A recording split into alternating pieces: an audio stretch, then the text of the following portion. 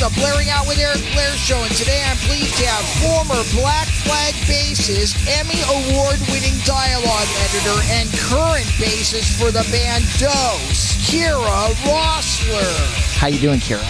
I'm doing okay, Eric. How are you? I'm great. Tell me briefly, how did the Minuteflag EP come about, and what are some fond memories you have from that session? Well, again, we were certainly doing a 48-hour lockout with like Loose Nut or something at the same time. So I remember the guys showing up, and again, we were trying to do basic tracks, so it would be Mike and George with me and Bill, and D. Boone and Greg wouldn't have even been playing. We were trying to lay down some basic tracks from which to build the songs. So fond memories. I think whenever, this is my experience, whenever jams are attempted, especially when they're attempted under the gun of like, we gotta knock out some jams, like I said about playing live and trying to jam. Whenever I'm in that situation, it never goes well. So it was like, okay, somebody like come up with a cool idea, and it just, it didn't. Like, so I think D. Boone maybe came in with the Fetch the Water song, which is the one sort of song that is on that record.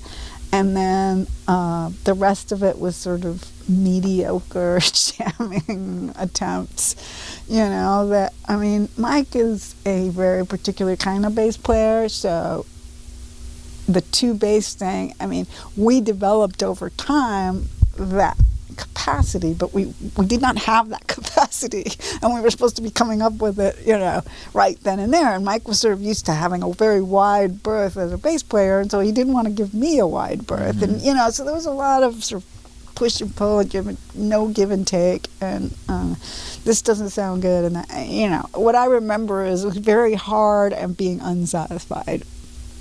And being limited on time, so that we couldn't even, tinker. We just had to sort of, it'll have to do.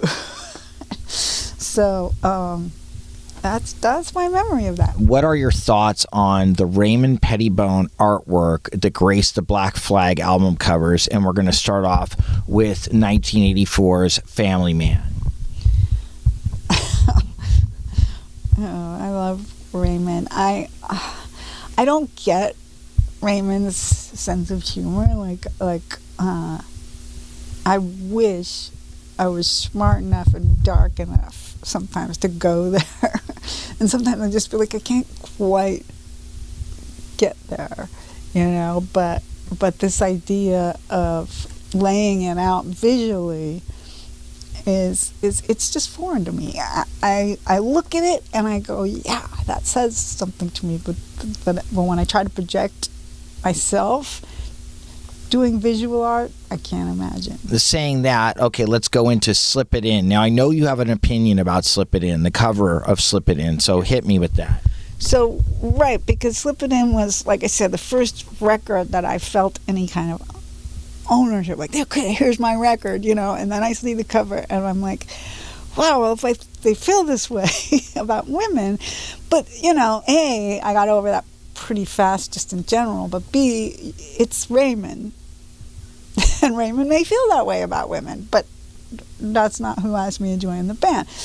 But also, I think he is expressing something there. He's doing the same thing what Helen Keller is doing with her wild, eyes and her cat. He's expressing his punk rock, and in that way, when you say, okay, this is his punk rock music, this is an expression of that, then with religion and pressing against women and this sort of, pushing against what should be, what's comfortable and acceptable, and being totally unacceptable makes total sense. It is punk rock. Did you see Henry Rollins as a frequent target of violent audience members while on tour, and how did you deal with that? I think I was lucky that way. I know he went through a lot of it, but I didn't see a lot of instances personally. I know it happened. But during the time that I was in the band, we didn't have a lot of really bad audience conflicts. What intrigued you most about Mike Watt during the Black Flag Minutemen tour of 1984? I mean, I saw the Minutemen lots of times in LA, so it wasn't the tour per se, but the fact that Mike was such a big part of that band. He was a songwriter. His sound was big and fat in the band. There was space for him and stuff. So that's, of course, intriguing because bass players, yeah, so that was a lot of it. His personality is very quirky and endearing, and he comes off as a, kind of a lovable, freaky kind of guy.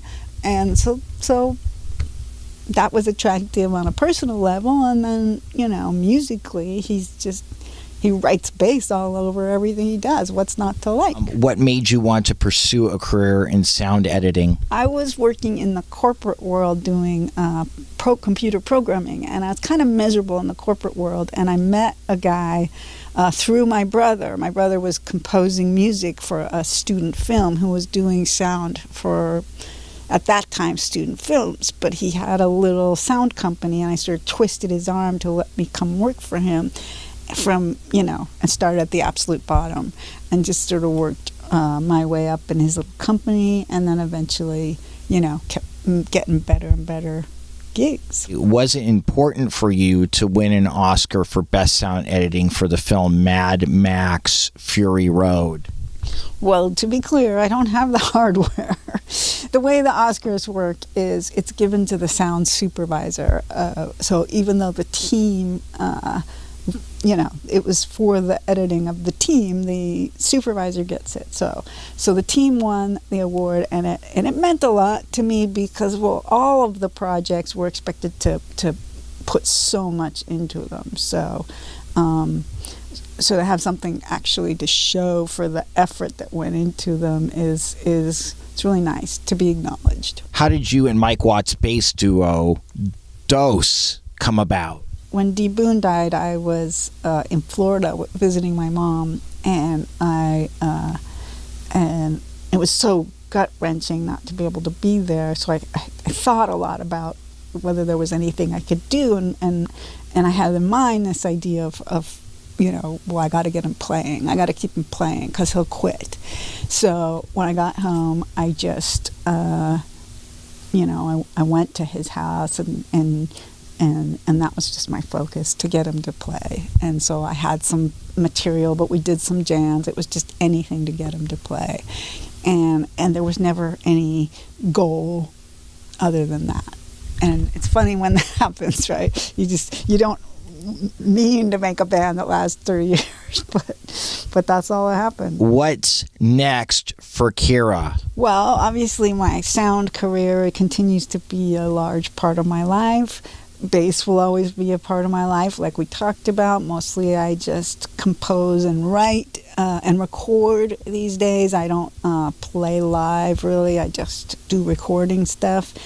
And getting married at the end of September. Congratulations. Thank you. And, I live a quiet life and like it that way. And Kira, who did your makeup today? Eric Blair, Blairing Out. Kira Roessler, thank you so much for being on the Blairing Out with Eric Blair show. You rock. You rock, baby. All right, this is the Blairing Out with Eric Blair show with Kira Roessler signing off. The Blairing Out Show.